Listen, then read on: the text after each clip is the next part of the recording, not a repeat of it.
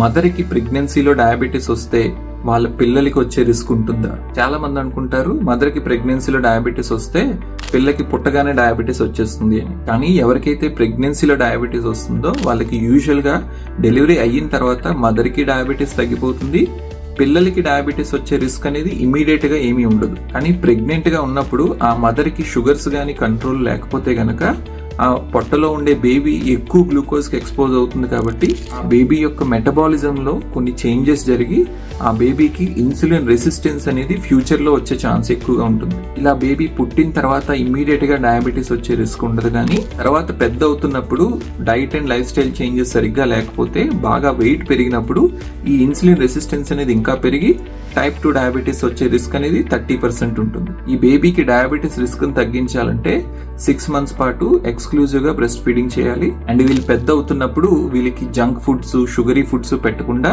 Sedentary life style తగ్గించి వాళ్ళని ఎక్కువగా ఎక్సర్సైజ్ చేయడానికి ఎంకరేజ్ చేయాలి. సో ఈ జాగ్రత్తలు తీసుకుంటే కనుక వాళ్ళకి ఫ్యూచర్ లో డయాబెటీస్ వచ్చే రిస్క్ అనేది తగ్గుతుంది.